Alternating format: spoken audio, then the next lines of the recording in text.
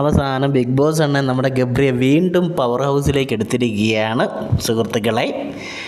അങ്ങനെ അടുത്ത നോമിനേഷനിൽ നിന്നും നമ്മുടെ ഗബ്രി രക്ഷപ്പെട്ടിരിക്കുകയാണ്. നമ്മുടെ ബിഗ് ബോസ് നന്നായിട്ട് കളിച്ചിട്ടുണ്ട് ഗബ്രിയെ നോമിനേഷനിൽ നിന്ന് ഒഴിവാക്കാൻ വേണ്ടി.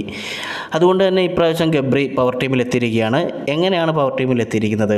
അതായത് ബിഗ് ബോസ് ഒരു കഥ പറയും. ആ കഥ കേട്ടതിന് ശേഷം ബിഗ് ബോസ് ഓരോരുത്തരെ വിളിച്ച് ആ കഥയിൽ നിന്നും ഓരോ ചോദ്യം ചോദിക്കും. ആ ചോദ്യത്തിൻ്റെ ഉത്തരം കറക്റ്റായിട്ട് പറഞ്ഞിട്ടുണ്ടെങ്കിൽ അടുത്ത പവർ ടീമിൽ കയറാം എന്നുള്ളതായിരുന്നു ടാസ്ക്.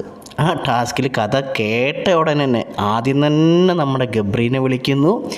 അങ്ങനെ നമുക്ക് മറന്നു പോകുന്നതിന് മുമ്പേ ചോദിച്ച ചോദ്യങ്ങൾക്കെല്ലാം നമ്മുടെ ഗബ്രി ഉത്തരം പറയാനുള്ള ഒരു അവസരം നമ്മുടെ ബിഗ് ബോസ് അണ്ണൻ ഒരുക്കി കൊടുക്കുന്നു.